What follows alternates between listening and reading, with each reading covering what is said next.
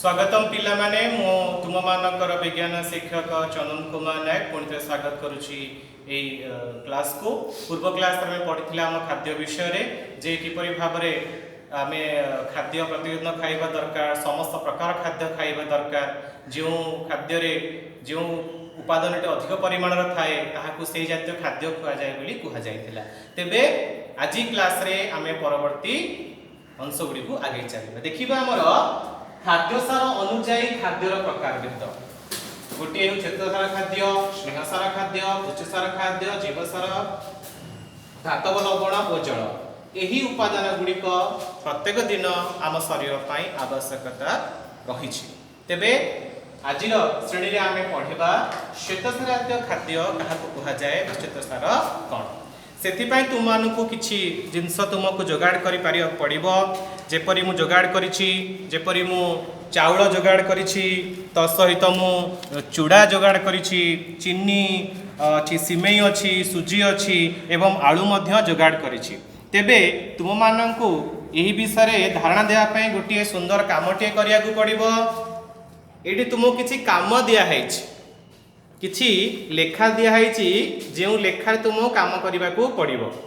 कहुई कौन ना सारणी पूरण कर किछि खाद्य पदार्थर नाम दि जाइछि तुमको अनुमान करी कहब केगुड़िक मीठा लगे आ केगुड़िक मीठा लगे ना एवं से तुम्हें टिक लगाइब यही कार्यटी को तुम्हें निहाती भाव में मु आशा तेबे परवर्ती देखा समय तुम मैंने घरे सब जिन तुम्हें पाइपर चाउल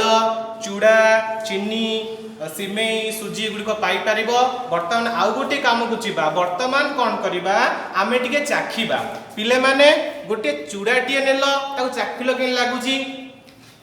भल कि चोबा केमी लगुच निश्चित मीठा लगुव तेबे सबू जो जिनस मु कहली चाउल सुजी चीनी सब गोटे गोटे दाना नहीं चाख और चाखी सारा पुणी थे गोटे सारणी को पूरण कर देख सारणी रे किपरि लिखाई चूड़ा चीनी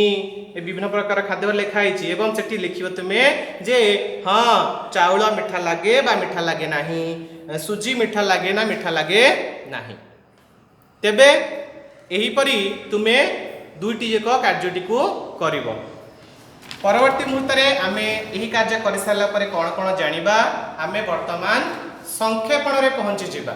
संक्षेपण में आम कौन कौन जानिलु जे पार्टी को मीठा लगुवा खाद्य श्वेतसार परिमाण अधिक थाए भात रुटी आलू चूड़ा आदि अनेक प्रकार खाद्य यही श्वेतसार परिमाण अधिक थाए एवं यह